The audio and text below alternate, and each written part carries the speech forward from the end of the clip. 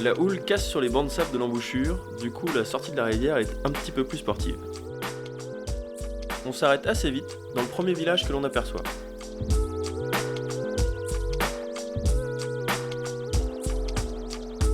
Il s'appelle Colopaquisso et ce sont des protestants baptistes.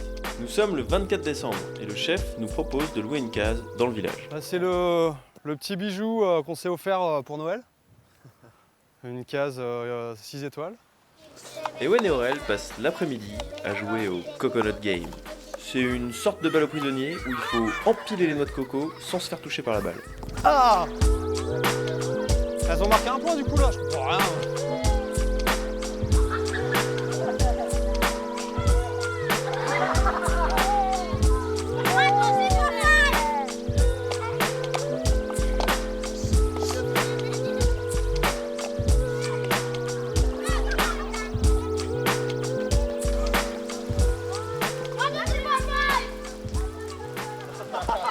Vous avez gagné là ? Ouais, direct.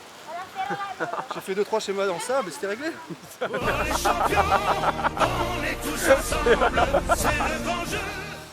Donc c'est notre ballon de foot qu'on a acheté à la capitale, dont on s'est absolument pas servi, du coup on a décidé de l'offrir ce soir au village. On vient de l'emballer et normalement ils vont venir chanter devant notre maison tout à l'heure et s'ils chantent bien 3 fois, eh ben, on leur offre le cadeau. Joyeux Noël! Ils vont faire toutes les maisons du bas de la plage. T'as un autre groupe qui va faire toutes les maisons des hauts et en gros ça va durer toute la nuit. Et genre ils me disaient que ils vont tout ramener à l'église, ils vont tous repartager. Et genre ils font ça à moitié au lever du jour quoi.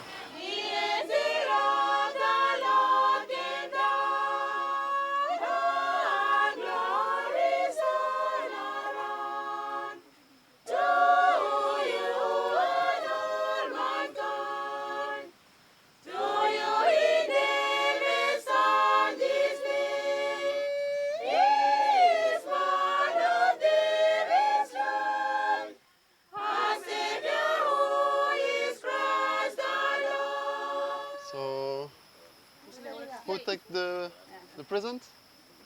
Thank you. Thank you, Thomas. Thank you. Thank you and good night. Thank you. Merry Christmas.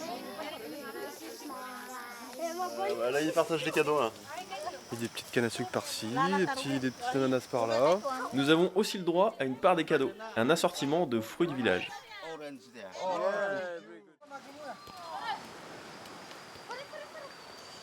On a rencontré un monsieur en fait qui est à la recherche d'informations parce qu'apparemment en 1600 et des brouettes, un Français serait venu en bateau et aurait tué 30 personnes de sa tribu.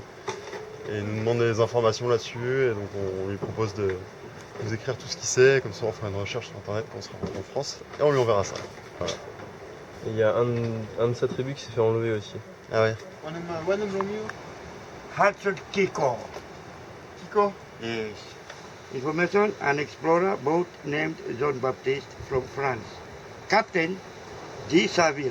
Avec ces infos, et grâce à l'aide que vous nous avez apportée sur Facebook et sur le forum BZH Écume, nous savons que le navire français, le Saint-Jean-Baptiste, commandé par le capitaine Jean-François de Surville, est parti de Port-Louis en Bretagne, c'est-à-dire juste à côté de là où a été construit Goualaz. Et il est arrivé en 1769 aux îles Salomon, sur l'île de Santa Isabel, dans le village de Var, dans la baie dite de Port-Praslin, nommé ainsi en l'honneur du ministre français de l'époque, Gabriel de Choiseul-Praslin. Pour des raisons pas très claires, ils se sont battus avec la tribu des Baha-Oulou. Avec le net avantage des fusils de la marine française, ils ont massacré une trentaine de personnes et ils ont kidnappé un jeune garçon, Luava Hudson Kikos. Surville est mort au Pérou pendant le voyage retour, mais le garçon aurait été renommé Lova Sarega et serait revenu jusqu'en France. Il aurait même rencontré Louis XV. Nous avons déjà informé Monsieur Kikos, mais il cherche surtout à savoir si une descendance de sa tribu existerait en France. Les informations sont sûrement disponibles au service historique de la Défense. Amis historiens, contactez-nous, aidez-nous.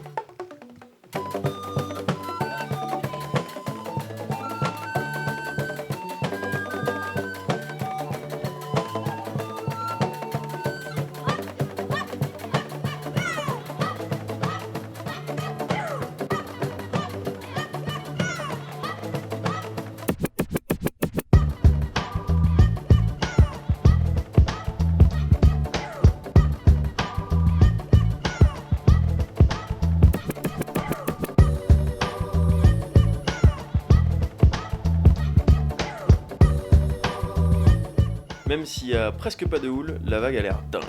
Et l'île, l'endroit, complètement vierge.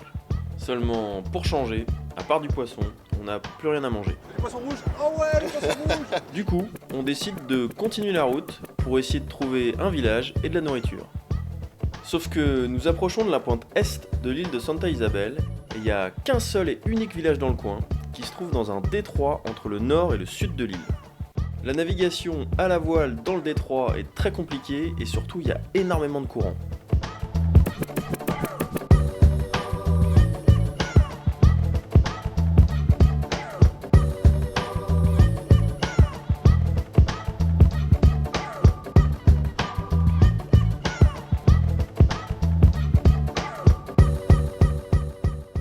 Le village de Kia est à flanc de montagne, au bord de la jungle.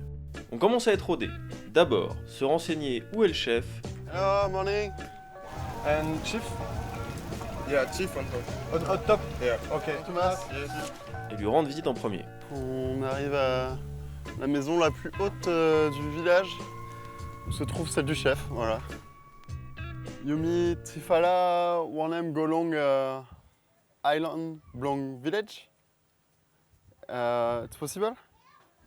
Place in Osem Island belum. Okay. When we fell belum look after. Chief Douglas Borkov. Boy. Boy. Yeah. Ok. Thank you Thomas. Excellent. Tout ça pour $200 Salomonais, soit 20 €. On a accès au parc d'attractions. On va tout faire. Voilà. La piscine, les crocos, les requins. Thank you Thomas. Yeah. Thank you. Bon bah c'est cool. Ensuite, faire le tour du village pour trouver de l'eau et de la nourriture à acheter. Alors, Mifala Lukatim for fruit or vegetable?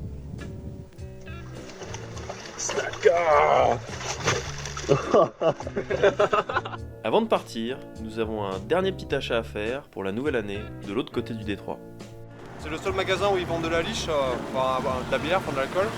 C'est bien, comme ça les mecs qui sont trop cuits, ils peuvent plus prendre leur canot et aller chercher à picoler.